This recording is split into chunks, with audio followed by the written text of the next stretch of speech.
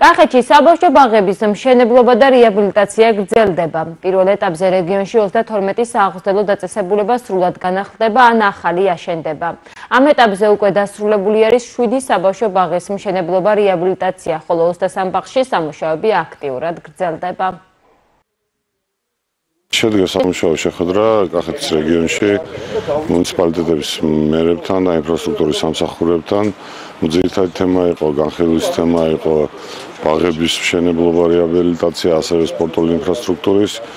იყო ძალიან საინტერესო შეხვედრა, პრინციპში გავცვალეთ ჩვენი მოსაზრებები, როგორც მიმდინარე პროექტებთან დაკავშირებით, ასევე სამომავლო პროექტებთან დაკავშირებით. ყველამ გამოთქვა თავისი აზრი, ჩვენ რა თქმა უნდა ეს ყველაფერი მოვინიშნეთ და ხვალ ეს გადაიქცევა ჩვენი სამინისტროს გეგმებთან. მინდა ვთქვა, რომ საკმაოდ მასშტაბურია ეს პროექტები, რომელსაც მუნიციპალური განვითარების ფონდი ახორციელებს კახეთის რეგიონში, როგორც სხვა რეგიონებში.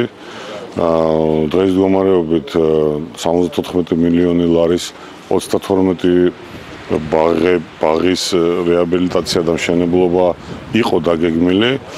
სამწუხაროდ პრობლემებიც არის, ბუნებრივია, ამ პრობლემების გამო მოგვიწია ერთ-ერთ კომპანიასთან კონტრაქტის შეწყვეტა, გამომდინარე იქიდან, რომ არაჯეროვნად ასრულებდა კონტრაქტით გათვალისწინებულ ვალდებულებებს. კახეთის რეგიონში ახალი სასწავლო წლის დაწყებასთან დაკავშირებით აქტიურ რეჟიმში მიმდინარეობს სააღმრთელო დაწესებულებების რეაბილიტაცია მშენებლობის პროცესი.